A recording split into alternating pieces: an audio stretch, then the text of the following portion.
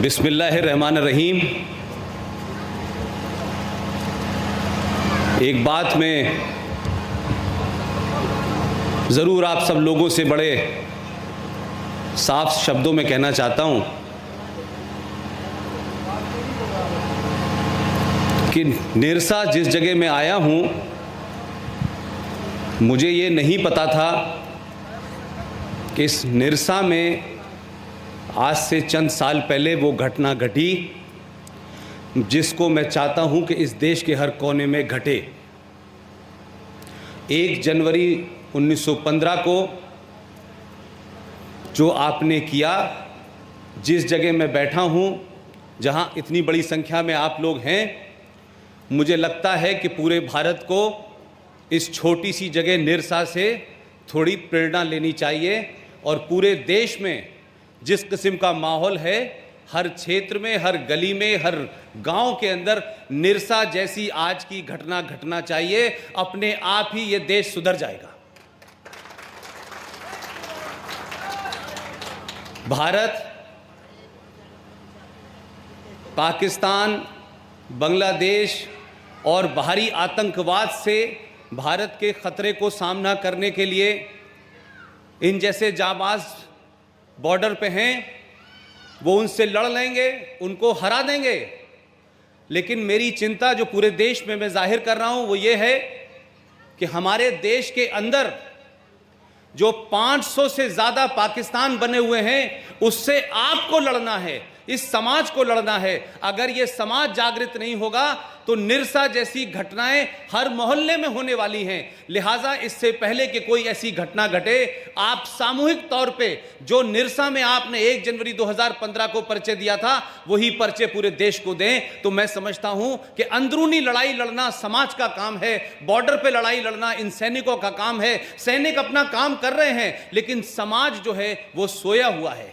इसीलिए भारत 1947 में बटा और इतिहास में जो कुछ आपको पढ़ाया गया है, वो मैं समझता हूं कि बहुत जानबूझकर जो बातें इस देश के लोगों को पता होनी चाहिए थी, जो इतिहास इस देश का बताया जाना चाहिए था, वो जानबूझकर उस वक्त की सरकारों ने आपको सच्चाई नहीं बताई। और जब किसी चीज की नींव, जब किसी मकान की बुनियाद आप गलत रखते हैं, तो आप यकीन मानिए कि वो मकान कभी पक्का नहीं होता।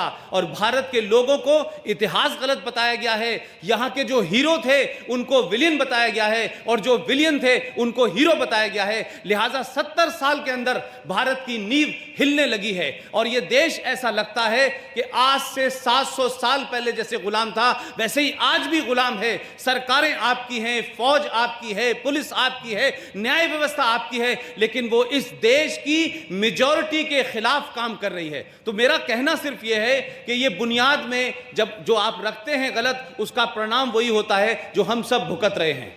हम कहते हैं हम 80% हैं, हम कहते हैं कि मेजॉरिटी है हमारी, लेकिन निरसा जैसे हालात इस देश में हर जगह बने हुए हैं। इन हालातों के लिए कौन जिम्मेदार हैं? इसलिए मैं कहता हूं कि एक ऐसा सत्य आपको बताया गया है और कहा गया है कि इस झूठ को आप सत्य मान लें। वो झूठ ये है कि 15 अगस्त 1947 को यह देश आजाद नहीं हुआ था। यह मैं नहीं कह रहा हूं, भारत सरकार के नेशनल आर्काइव में रखे डॉक्यूमेंट में जाके देखें।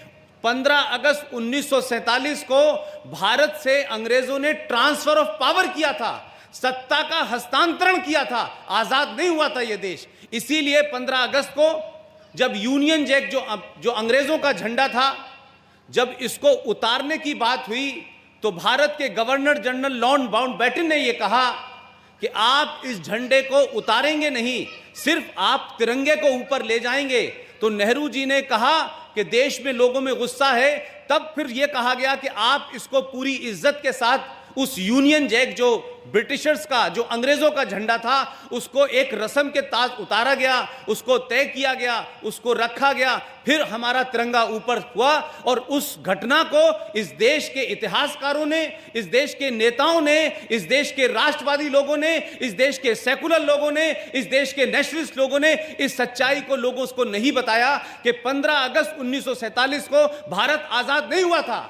भारत की आजादी का पहला झंडा अगर इस देश में फहरा तो 21 अक्टूबर 1943 को मोरयान एक जगह है नॉर्थ ईस्ट के अंदर, वहां नेताजी सुभाष चंद्र बोस ने जब पहला झंडा फहराया था तो दुनिया के 12 देशों ने भारत को रिकॉग्निशन और मान्यता दी थी। लेकिन इस देश में जो लोग मूवमेंट चला रहे थे, जिन लोगों को अंग्रेजों की दलाली करनी थी, जो लोग अंग्रेजों के इशारे पे जिन्होंने कांग्रेस को बनाया था, उन लोगों को लगा कि अगर हमने 21 अक्टूबर की बात मान ली तो फिर सत्ता हमारे पास से चली जाएगी। और यही वजह है कि नेताजी सुभाष चंद्र बोस को इस इतिहास के अंदर जिंदा दफन कर दिया गया, उनके तमाम कार्यों को नहीं बताया गया। और आजाद भारत के अंदर यह सुन के इस देश के लोगों को जरूर गुस्सा आना चाहिए, जरूर शर्म आनी चाहिए कि इस देश में सुभाष चंद्र बोस को इतिहास में लिखा गया कि वो वॉर क्रिमिनल हैं, वो युद्ध क्रिमिनल हैं, और आज तक लिखा जाने लगा, लेकिन कोई बोला नहीं। ये भारत कैसा आजाद हुआ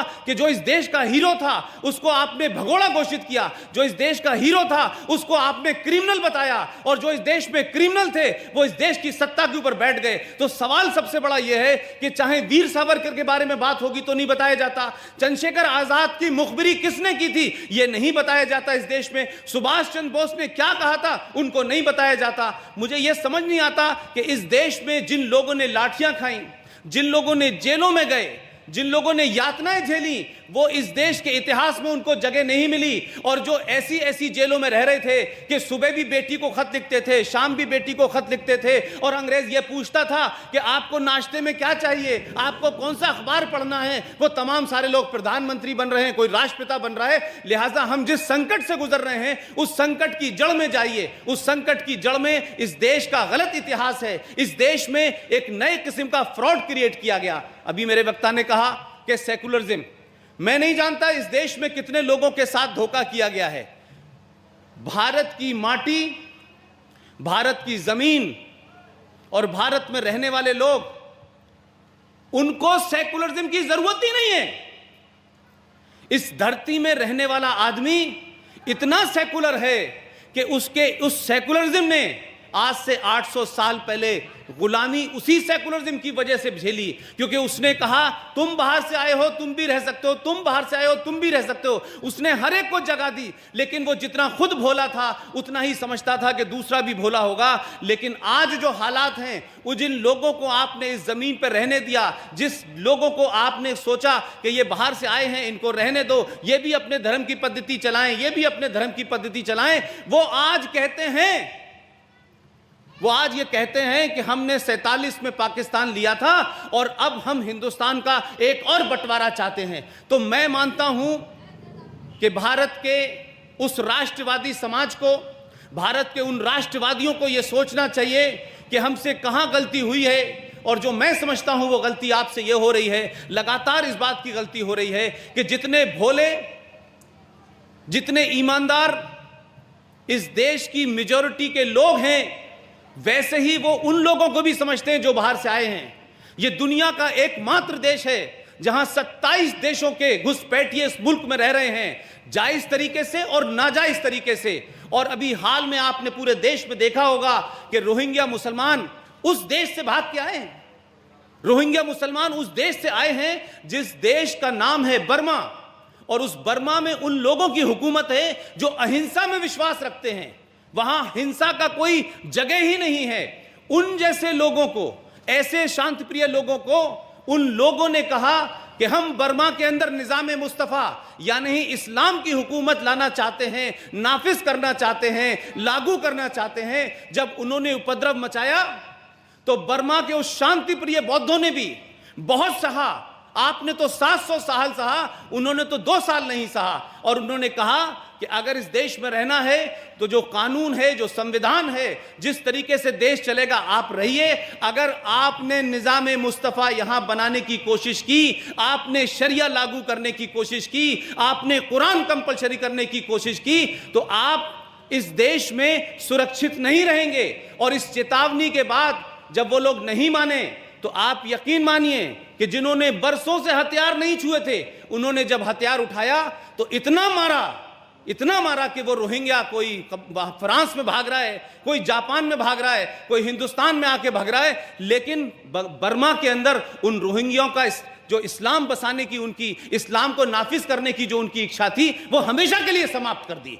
तो बर्मा जैसा छोटा देश कर सकता है, आपको किसने रोका है? आप किसका इंतजार कर रहे हैं?